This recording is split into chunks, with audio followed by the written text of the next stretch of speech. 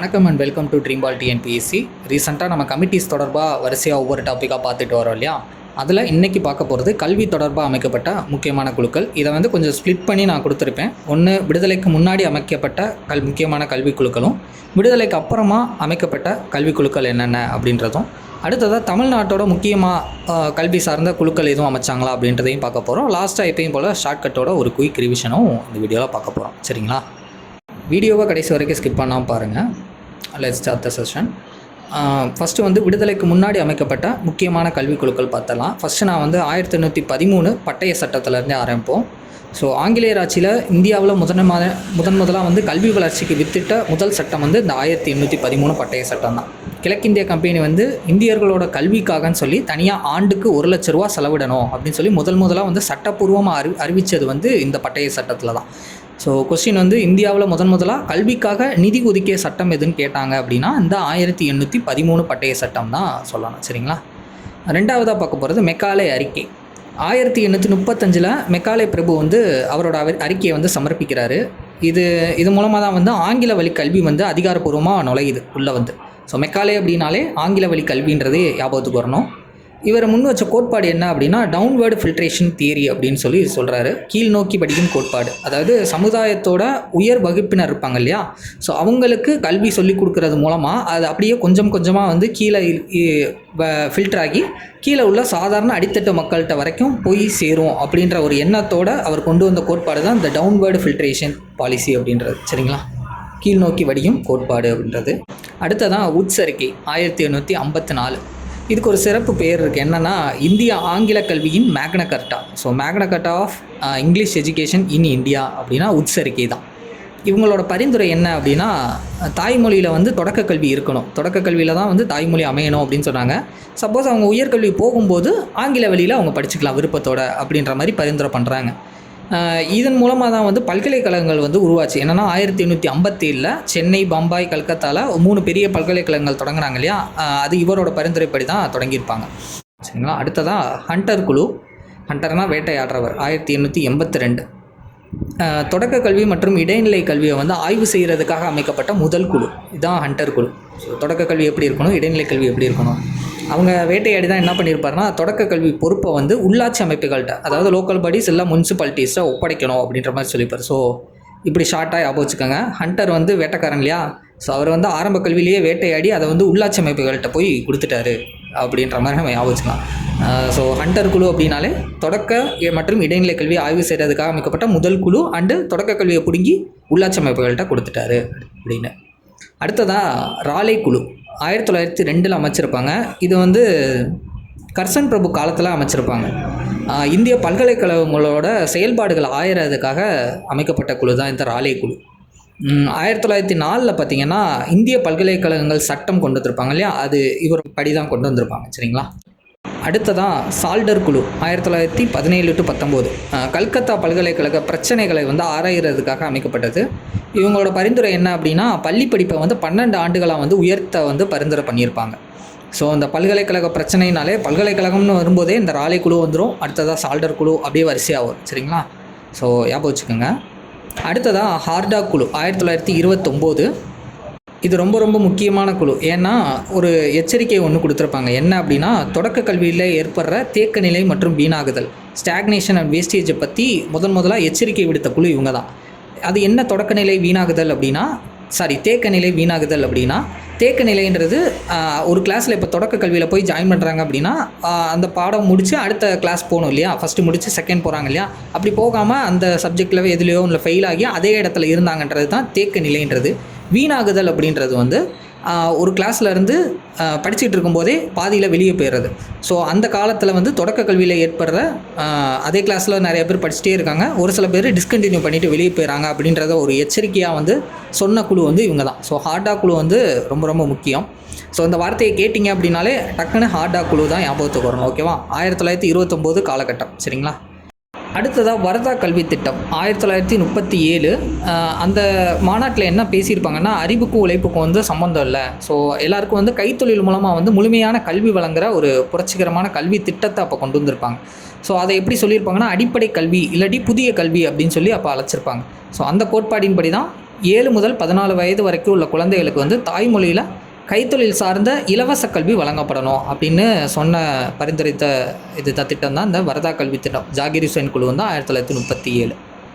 அடுத்ததான் சார்ஜன் திட்டம் 1944 கடைசி திட்டம்.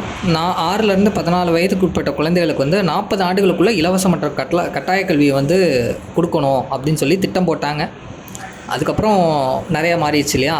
ஸோ அரசியலமைப்பு பிரிவு 45ல் 14 வயது அடைகிற வரைக்கும் இலவச கல்விக்குன்னு சொல்லி ஒரு இலக்கு நிர்ணயித்தாங்க. அப்புறம் 86வது சட்ட திருத்தம் படி அதை 21A சேர்த்து கல்வியை வந்து அடிப்படை உரிமையாக மாற்றிட்டாங்க. ஸோ இதெல்லாம் அடுத்து அரசியலமைப்பில் வந்துடும். ஸோ சுதந்திரத்துக்கு முன்னாடி அமைக்கப்பட்ட கல்வி தொடர்பான முக்கியமான கமிட்டிஸ் இதெல்லாம் தான். ஸோ அடுத்து நம்ம பார்க்க போகிறது சுதந்திரத்துக்கு அப்புறமா அமைக்கப்பட்ட கல்விக்குழுக்கள்லாம் என்னென்ன அப்படின்றது. சுதந்திர இந்தியாவோட முதல் கல்விக்குழு யாருன்னா ராதாகிருஷ்ணனோட குழு தான். 1948 to 49 உருவாக்கியிருப்பாங்க. இது வந்து பல்கலைக்கழக கல்விக்குழுன்னு சொல்லலாம். அது பல்கலைக்கழகங்களை மேம்படுத்துறதுக்காகவே உருவாக்கப்பட்ட குழு தான் ராதாகிருஷ்ணனோட குழு. இவங்களோட சாதனை என்ன அப்படின்னா, இந்த குழுவோட பரிந்துரையால் தான் 1956 யூனிவர்சிட்டி கிராண்ட்ஸ் கமிஷன் UGC வந்து பல்கலைக்கழக மானிய குழுவை வந்து அமைப்பை வந்து உருவாக்கியிருப்பாங்க. ஸோ ராதாகிருஷ்ணன் தான் நாட்டோட முதல் குடியரசு துணைத் தலைவர். ஸோ அவர் தான் வந்து ஹையர் எஜுகேஷன் UGC கொண்டு வர காரணமாகவும் இருந்திருக்காரு. ஸோ நல்லா ஞாபகம் வச்சுக்கோங்க. ராதாகிருஷ்ணன் குழு அவர் முதல் குடியரசு துணைத் தலைவராக இருந்தப்போ இந்த UGCக்கு அடித்தளம் போட்டிருக்காரு அப்படின்னு ஞாபகம் வச்சுக்கலாம். 56 UGC வந்துச்சு. ஓகேங்களா. அடுத்ததான் வந்து முதலியார் குழு 1952-53 காலகட்டத்தில். இவங்க எதுக்காக வந்தாங்கன்னா, இடைநிலை கல்விக்குழு செகண்டரி எஜுகேஷன் கமிஷனுக்காக வந்தாங்க. இவங்களோட பரிந்துரையை பார்த்திங்கன்னா, பள்ளிகளில் வந்து மும்மொழி திட்டம் 3 லாங்குவேஜ் ஃபார்முலாவும் பல்நோக்கு பள்ளிகளை உருவாக்குறதும். இதுதான் வந்து பெரிய ப்ரொட்டஸ்ட்டில் போய் முடிஞ்சது. ஸோ இதுக்கப்புறம் வந்து தமிழ்நாட்டில் ராஜாஜி வந்து 1953 குலக்கல்வி திட்டம்னு கொண்டு வந்து அதுக்கு நிறையா ப்ரொட்டஸ்ட்லாம் நடந்து, அப்புறம் 54 ராஜாஜி ரிசைன் பண்ணி காமராஜர் அதை டேக் ஓவர் பண்ணியிருப்பார் இல்லையா. ஸோ அது வந்து சென்ட்ரலில் வந்து இங்கே முதலியார் குழு பரிந்துரைச்ச அந்த மும்மொழி திட்டம் தான் பின்னாடி அப்படியே பெருசாக ப்ரொட்டஸ்ட் நடக்க காரணமாக இருந்திருக்கும். ஸோ அதனால் முதலியார் குழுன்னா ஞாபகம் வச்சுக்கோங்க. அடுத்ததாக கோத்தாரி குழு 1964 to 66 அமைக்கப்பட்டது. ரொம்ப ரொம்ப முக்கியமானது. இது வந்து தேசிய கல்விக்குழுன்னே சொல்லலாம். அது எதுக்காக சொல்கிறாங்க அப்படின்றத நான் பின்னாடி சொல்கிறேன். இவங்க சொன்ன பரிந்துரைகள் என்னென்ன அப்படின்னா, ரொம்ப ஃபேமஸான 10+2+3 கல்வி முறையாக பரிந்துரை செஞ்சாங்க. அடுத்ததாக நாட்டோட GDP இருக்கு இல்லையா, மொத்த உள்நாட்டு உற்பத்தி, இதில் வந்து 6% வந்து கல்விக்காகவே செலவிடணும் அப்படின்னு சொல்லி பரிந்துரை பண்ணியிருந்தாங்க. ஸோ இது ரெண்டுமே ரொம்ப ரொம்ப முக்கியமானது. ஸோ கல்விக்காக 6% செலவிடணும் அப்படின்னு சொன்னதும், இந்த 10+2+3 கல்வி முறையை கொண்டு வந்ததும் பரிந்துரை பண்ணது இவங்க தான். அதனால தான் இந்த குழுவை வந்து கோத்தாரி குழுவை வந்து தேசிய கல்விக்குழுன்னு சொல்லிப்பாங்க. எதனால் அப்படின்னா, இதுக்கு பின்னாடி அமைக்கப்பட்ட தேசிய கல்விக் கொள்கைகள் ஒரு 2 கொள்கைகள் வந்து அமைச்சிருப்பாங்க. அதுக்கு அடித்தளமாக இருந்தது இந்த கோத்தாரி கல்விக்குழு தான். ஸோ அதனால தான் அதில் என்னென்னு டீட்டெயிலாக பார்த்தலாமா. தேசிய கல்விக் கொள்கை முதல்ல எப்போ உருவாக்கியிருப்பாங்கன்னா, நேஷ்னல் பாலிசி ஆன் எஜுகேஷன் வந்து 1968 ஒன்றும் 86 ஒன்றும். ஸோ அதை அப்படியே திருப்பி போட்டிங்கன்னா வந்துடும். 68, அதை திருப்பி போட்டால் 86. சரிங்களா. இதை இப்படி ஞாபகம் வச்சுக்கலாம். ஸோ ஃபஸ்ட்டு இந்த 1968 இந்த கோத்தாரி கல்விக்குழுவோட பரிந்துரைப்படி உருவாக்கப்பட்ட இந்தியாவோட முதல் தேசிய கல்விக் கொள்கை வந்து இந்த 1968 தான் உருவாக்கியிருப்பாங்க. ஸோ இது வந்து இந்திரா காந்தியோட காலகட்டத்தில், அவர் வந்து பிரதமர் இந்திரா காந்தியாக தான் இருந்திருப்பாங்க. ஸோ அந்த காலகட்டத்தில் தான் வந்து இந்தியாவோட முதல் தேசிய கல்விக் கொள்கையை உருவாக்கியிருப்பாங்க. அது யாரோட பரிந்துரைப்படி? கோத்தாரி கல்விக்குழுவோட பரிந்துரைப்படி. ஸோ அந்த தேசிய கல்விக் கொள்கை வந்து உருவாக்குறதுனால தான் அந்த கோத்தாரி குழுவை வந்து தேசிய கல்விக்குழுன்னு சொல்லியிருப்பாங்க. சரிங்களா. இப்போ புரியுதா. அடுத்ததாக செகண்டாக வந்து NPE 1986 கொண்டு வந்திருப்பாங்க. இந்த காலத்தில் வந்து ராஜீவ்காந்தி பதவி ஏற்றிருப்பார். அப்போ ராஜீவ்காந்தி தான் பிரதமராக இருந்திருப்பார். ஸோ அவர் கொண்டு வந்த முக்கியமான ஒரு 2 திட்டங்கள் இருந்திருக்கும். என்னென்ன அப்படின்னா, ஒன்று கரும்பலகை திட்டம், ஆப்ரேஷன் பிளாக் போர்டு அப்படின்றது. இது என்ன அப்படின்னா, தொடக்க பள்ளிகளோட அடிப்படை வசதிகளை வந்து மேம்படுத்தணும் அப்படின்றது. ஸோ அந்த நோக்கத்துக்காக கரும்பலகை திட்டம் ஒன்று. இன்னொன்று வந்து கிராமப்புறத்தில் உள்ள திறமையான மாணவர்களுக்கான சிறப்பு பள்ளிகளை உருவாக்குனது. அதுக்கு பேர் வந்து நவோதயா வித்யாலயா அப்படின்னு பேர் வச்சுருப்பாங்க. ஸோ இந்த 2 ரொம்ப முக்கியமானது. தேசிய கல்விக் கொள்கையில் 2வது கல்விக் கொள்கை 1986 கொண்டு வரப்பட்ட முக்கியமான 2 திட்டங்கள் வந்து கரும்பலகை திட்டமும் நவோதயா வித்யாலயா பள்ளிகளை வந்து சிறப்பு பள்ளிகளை உருவாக்குனது தான். சரிங்களா. அடுத்ததான் இந்த ஆச்சாரியா ராமமூர்த்தி குழு 1990 அமைச்சிருப்பாங்க.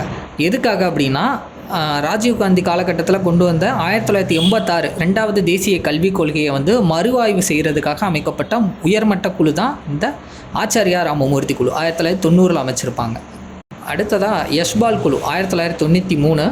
சுமையற்ற கற்றல், லேர்னிங் வித்தவுட் பேர்டன் அப்படின்றது தான் நோக்கம். அதாவது பள்ளி மாணவர்களோட புத்தக சுமையும் பாட சுமையும் குறைக்கணும் அப்படின்னு சொல்லி பரிந்துரைச்ச குழு யாருன்னா எஸ்பால் குழு. நேம் மட்டும் நல்லா ஞாபகம் வச்சுக்கோங்க, சுமையற்ற கற்றல்னா எஸ்பால் குழு. அடுத்ததாக கஸ்தூரி ரங்கன் குழு 2019 ஃபார்ம் பண்ணியிருப்பாங்க. இவங்க தான் வந்து புதிய தேசிய கல்விக் கொள்கை நியூ எஜுகேஷன் பாலிசி 2020 வந்து உருவாக்கியிருப்பாங்க. அதில் என்ன சொல்லியிருப்பாங்கன்னா, பழைய 10+2 கல்வி முறை இருக்குல்லையா, அதுக்கு பதிலாக 5+3+3+4 அப்படின்ற புதிய கல்வி முறை வந்து கொண்டு வந்திருப்பாங்க. அது என்ன கல்வி முறை வித்தியாசமாக இருக்கேன்னு யோசிக்கிறீங்களா? அது வந்து 4 கட்ட நிலையில் வந்து இதை வந்து பிரிச்சிருப்பாங்க. அது எப்படின்னா, அடிப்படை நிலை, அது வந்து ஃபவுண்டேஷனல் ஸ்டேஜ்னு சொல்லி ஃபஸ்ட்டு 5 இயர்ஸ். அதில் என்ன மாதிரி ஸ்கூல் படிப்பாங்கன்னா, ப்ரீ ஸ்கூலும் ஃபஸ்ட்டு செகண்ட் வகுப்பு வரைக்கும் படிக்கிறது தான் இந்த அடிப்படை நிலை. அடுத்ததாக வந்து ஆயத்த நிலைன்னு சொல்லுவாங்க, ப்ரிப்பரேட்டரி ஸ்டேஜ். அதில் வந்து 3 இயர்ஸ். அப்போ என்ன படிப்பாங்கன்னா, 3ஆம் வகுப்பு 4ஆம் வகுப்பு 5ஆம் வகுப்பு வரைக்கும் படிப்பாங்க. அடுத்ததாக வந்து மிடில் ஸ்டேஜ், அதில் ஒரு 3 வருஷம் 6, 7, 8ஆம் வகுப்பு படிப்பாங்க. லாஸ்ட்டாக வந்து செகண்டரி ஸ்டேஜ்னு சொல்லி 4 இயர்ஸ், 2ஆம் நிலை வந்து 9, 10, 11, 12.